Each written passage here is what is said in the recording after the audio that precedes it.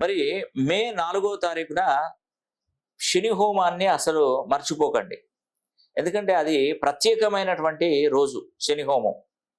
ఎందుకంటే మనకు పుష్కర సమయం నడుస్తుంటుంది ఆ కాలంలోనే. ఎందుకంటే 1వ తారీఖున పుష్కరాలు మొదలయ్యాయి. మేషంలో ఉన్నటువంటి గురుడు వృషభంలోకి అడుగుపెట్టాడు కాబట్టి పుష్కరాలు మొదలవుతాయి. అది ప్రతి ఒక్క నదికి, అంటే నర్మదా నదికి ఈసారి పుష్కరాలు మొదలయ్యాయి. ఈ నర్మదా నది ఒడ్డునే మనకు ఓంకారేశ్వరుడు వెలిశాడు. నిజంగా ఎంత గొప్పవాడు. కాబట్టి ఈ కాలమానంలో కనుక మనం శని హోమం జరిపించుకుంటే మనకు 1000 రెట్ల శక్తి లభిస్తుంది. అనుకున్న పనులు పూర్తవుతాయి, ఉద్యోగ అవకాశాలు వస్తాయి, వివాహాలు జరుగుతాయి, వ్యాపారాలు బాగుంటాయి, విదేశీ ప్రయాణాలు చేస్తారు.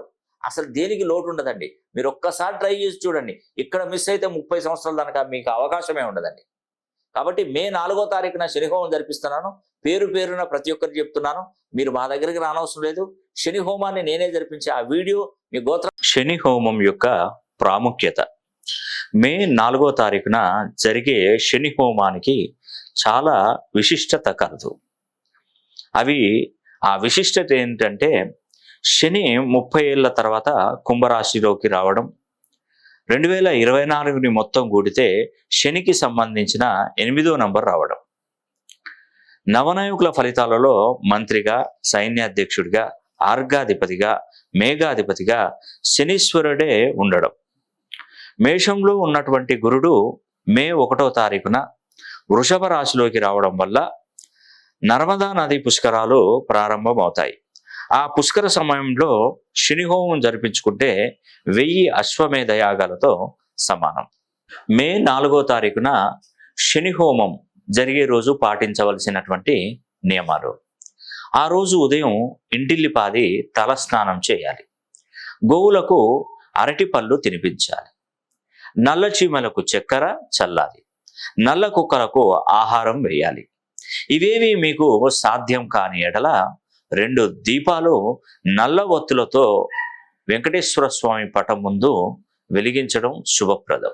శని హోమం చేయించుకున్నటువంటి వారికి కలిగే ప్రయోజనాలు: ఆర్థిక సమస్యల నుండి విముక్తులు అవ్వవచ్చు. భార్యాభర్తల మధ్య ఎలాంటి కలహాలు దరిచేరవు. కష్టపడి సంపాదించిన దానికి ప్రతిఫలం పొందుతారు. చేజారుతున్నటువంటి ఉద్యోగాలు చేతికి అందుతాయి. సంతాన సమస్యతో బాధపడుతున్న వారికి మేలు జరుగుతుంది.